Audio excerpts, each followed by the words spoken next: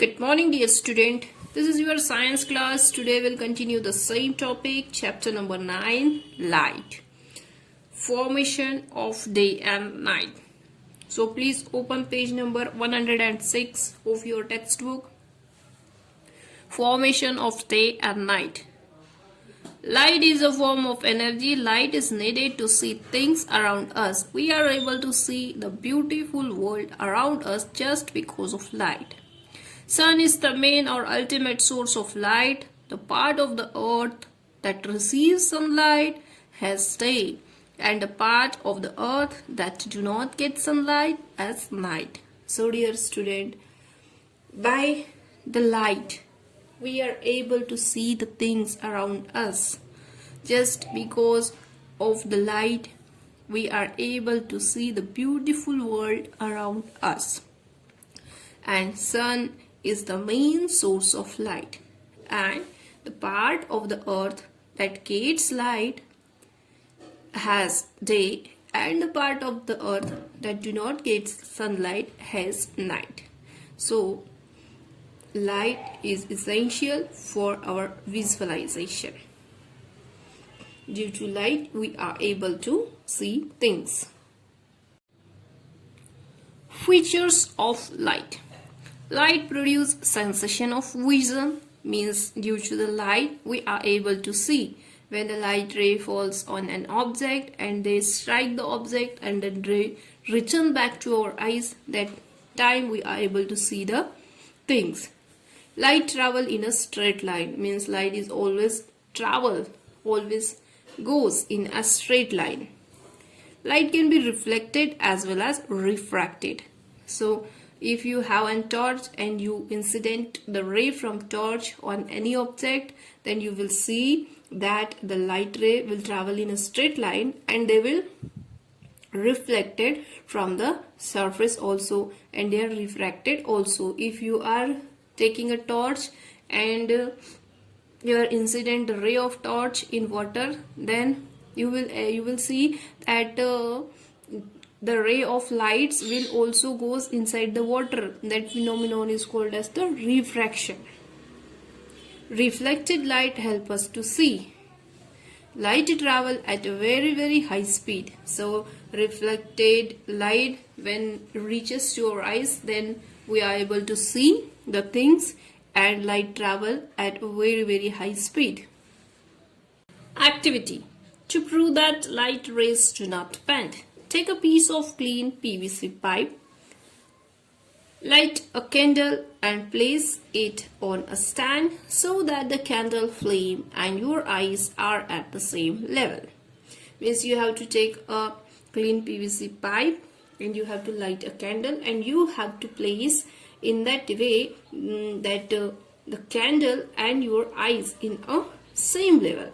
Now stand at some distance and weave the flame through the pipe. Now you have to weave the flame through the pipe. You will see the light ray because the PVC pipe is a straight pipe. So you are able to see the flame of candle. You will see the light rays emitted by the candle. Now bend the pipe and repeat the same procedure to the bent pipe. You will not be able to visualize any light. Rather, the PVC pipe will appear to be dark. This shows that light rays are not capable of bending. Otherwise, it would have bent and reach your eyes. So what we have to do in this activity? First of all, we take a straight PVC pipe and light a candle, and through this pipe we see the flame of this candle. So when this pipe, PVC pipe, is straight, then we are able to see the flame of candle. Now in second case, what we do, we take a bent pipe. Okay, means some twisting is there in the pipe, and now we just see through this pipe as we are able to see. Yes or no? No, because here some bending is there. That's why we are not able to see. That shows that light travel in a straight line. Reflection. What is reflection? The bouncing back of light is known as reflection. Means these rays will fall on any surface and when it bounces back, that phenomenon is called as the reflection of light. The bouncing back of light is known as reflection. The sun rays fall on any things and that they reflect to our eyes, that's only we are able to see the things around us. We can see a plant during daytime because it reflects sunlight which then enter our eyes and help us to see. Due to the presence of sunlight, the sun rays fall on the plants and trees and then they reflect and they reaches to our eyes. That's why we are able to see the things or the plant and the tree. Means reflection only help us to see the things. So objects are of three types: transparent, translucent and opaque. This is a transparent object, means the object which allow light to pass through it is known as the transparent object. Okay, simple glass, ordinary glass is a transparent medium, means light will pass through that things. Translucent objects are the object which allow partial amount of light to pass through it are known as the translucent object. Like butter paper. Through butter paper you are able to see things but that are not very clear. That type of material or that type of object is called as the translucent. Opaque. The objects which do not allow light to pass through it are known as an opaque object. Just like a wall, wood, means through that medium light does not pass through it. Formation of shadow.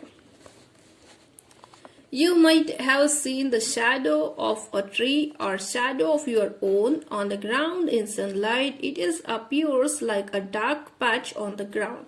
So whenever light falls on you, then some dark patch appear. This dark patch is called as the shadow.